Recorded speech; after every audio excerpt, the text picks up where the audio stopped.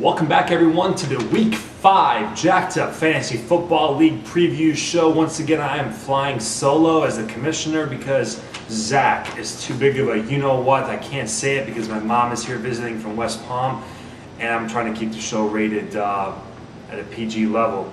She's downstairs wondering what the hell am I talking about upstairs here in the loft of my apartment. But Zach, if you were a man, you would have showed up and not used all the excuses in the book for not being here. You got your new contract, you should be here, and the show is vanilla thanks to you not being here. That's all I gotta say. We're gonna go to Week 5. I'm going solo here. We're gonna preview every game. I'm gonna make my predictions, throw in my 2 cents, and let's see if I can improve on my 3-3 picks for the last 3 straight weeks here. Let's start with a T-Mac attack against the Farmers Tan. Farmers Tan is a 9-point favorite here. It's just a tough week this week for T-Mac attack. You got Tom Brady on the bye week. You have your Dolphins running backs in the bye week. You have your Dolphins defense, which I believe you just dropped on a bye week. For Farmers Tan, I think that the matchups favor you with Jamal Charles going against the Indy run defense, which is very vulnerable. Reggie Wayne going up against the Kansas City secondary, which is very vulnerable. So a lot of points are going to be scored in that game for the Farmers Tan, in my opinion. Falcons defense against the Browns. Not sure if Seneca Wallace is going to start. Not sure if Jake Delhomme is going to be there. But I just like the Farmers Tan this week. They go to 3-2. I think T-Mac attack is just, again, it's a bad week. A lot of guys in the bye week. I think the 9-point spread is very generous by Vegas. I think Farmers Tan wins this game by more than 9 in an easy victory. Bubba goes with 3-2. Frosty Paws and the High Flyers. The High Flyers are a big favorite here. An interesting move by Michael here. He decides after last week benching T.O., who scored 34 points, 220 rushing yards, and benching Palmer, and he lost last week. This week he goes back to starting all 4 of his Cincinnati Bengals and Ocho Cinco and Cedric Benson as well. I think the matchups this week favor the High Flyers, and that's why he is the favorite. His 4 Cincinnati Bengals, pretty much half of his team, is going up against Tampa Bay. I do like that matchup. I like Michael Turner against the Browns. I think he can put up some points. And, last but not least, for the Frosty Paws, there's some question marks about Andre Johnson. Last week he was a last-minute scratch. There's rumors that he may not play again this week. And if that's the case, Andy, I don't like your chances. I just think the High Flyers have better matchups. I don't like, LT and Sean Green, your Jets combination, going up against a tough Minnesota defense. So this week I'm going to go with the High Flyers. Not that you're in a better team, Michael. I just think that the matchups favor you this week. So I'm going with the High Flyers, and I'm taking the points on that one. The Eliminators and the Playmakers, I'll be honest, every single week I always pick myself.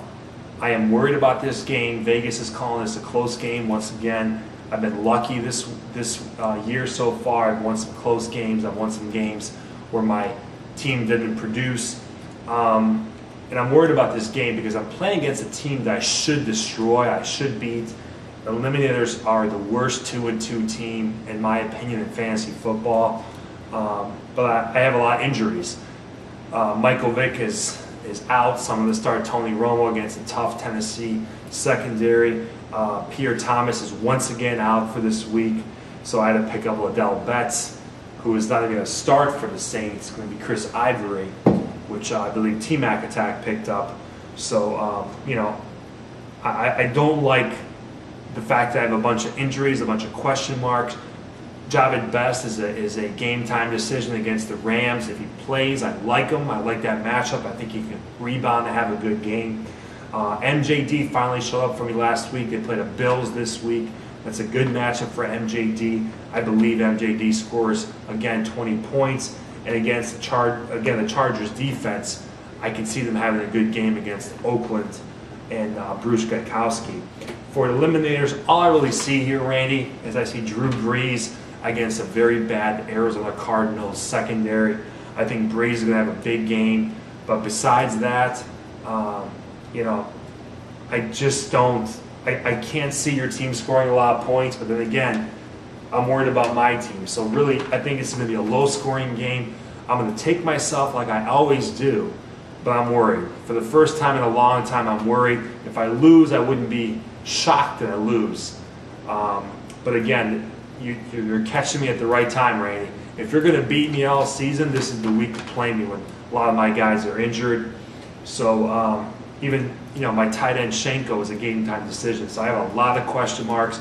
My lineup may change the last minute tomorrow. But I'm going to take myself to not upset, I'm the favorite, but to beat the Eliminators. Serve Destroyers in the closest game of the week, according to Vegas, is a 1-point favorite against the defending champions here. You know, I got to talk about that trade, and I wish Zach was here, that he could personally explain his logic for trading his number 1 overall pick in Larry Fitzgerald this week for really what it turns out to be for Marion Barber. I did not understand the trade, Zach. I don't really know where you're going with this. You got Ben Roethlisberger coming back next week, so you trade Sam Bradford, who's going up against the Lions, and you pick up Kyle Orton, who's going up against the Ravens. So I don't get it. I have no idea what you're doing. Sometimes I think that you overanalyze things and you make more moves than you need to. I think this is the 1 week where these moves and these trades and all these pickups and ad drops you're doing, Zach, is going to cost you. I think the Serve Destroyers rebound from a pathetic offensive performance last week after only scoring 68 points. I think the Serve Destroyers beat the Archon Tigers. They beat them last year. They're going to beat them again this year. They have your number, Zach. If you were here, you could defend yourself, but because you're too big of a you-know-what, you didn't show up to the show. I like the Serve Destroyers. I'm taking the Serve Destroyers to win. You know, the matchup here is really going to come down to, in my opinion, the 2 quarterbacks going head-to-head, with Flacco going against the Broncos at home versus Orton going against the Ravens. I like Flacco. I think he's going to put up some points against the Broncos secondary, and that is the reason why I'm taking Jake to win this game and to go 3-2 in this division. And a very, very tough setback there for Archon Tigers. And if you miss the playoffs, Zach, if you don't win it again this year, which I already predicted you won't at the beginning of the season, it very well may be because of the stupid trade in week 5 that you made. This could have been a victory that could have put you 4-1. You're going to go 3-2. I guarantee this victory by the Serve Destroyers. 1-point favorite in Vegas. I think it will be a close game. I think it's going to be a low-scoring game, but Serve Destroyers win. I'm taking my brother on this one. Bulldogs against the Prime Timers. I think I'm going to go right off the bat here and say that the Bulldogs are going to get their 2nd straight defeat against the Prime Timers, a 12-point favorite. Bulldogs, you got Manning, and that's about it. I don't like your matchup with Peyton Hillis going up against the Falcons defense. And, you know, for the Prime Timer, I think it's just all about matchups. I think this is the week where Ryan's getting all the right matchups with Pettigrew, his tight end against the Rams, with Calvin Johnson going up against the Rams. I just think that, you know, the matchups favor you. Matt Forte against Carolina. I think Prime Timers win. It may be closer than 12 points. It doesn't matter. Ryan goes to 3-2. Bulldogs go to 3-2 as well. 2 straight losses. Bulldogs are going to be 3-0 in his division, 0-2 outside of his division. Ryan's on a great team, but the matchups favor him this week. TNT, the biggest line of the week. You know, TNT is hot. I'm taking TNT in this one. It's 28 points. I think this is actually going to be a blowout beyond 28 points. I think TNT wins by 45 points against Cocoa Puffs. Cocoa Puffs is one of the worst teams in the league. He has nothing going for him. TNT's got great matchups this week with Aaron Rodgers and Greg Jennings going up against the Washington secondary. It's given up a lot of passing yards. And I think that both of those guys are going to have a big week. Aaron Foster's going to have a big week once again, so I like TNT. He's going to go 3-2. Finally, for TNT, he's going to win a very easy game because I think the Cocoa Puffs right now are the worst team in the league.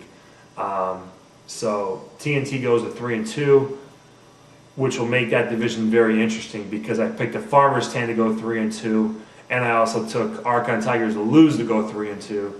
So if I win, I'll be up one game on everyone in my division, and everyone in our division will be above 500 after week 5.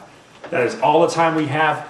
I apologize ahead of time for the vanilla show, but once again, it's midnight on Saturday night. My mom is probably sleeping downstairs. She's taking care of me because, I'm not going to let my broken foot stop me from doing the shows. Unlike Zach, who has no excuses. But hopefully we'll see Zach next week for our Week 5 recap and Week 6 preview. Good luck to everyone this week, except for the Eliminators and except for Archon Tigers. Peace.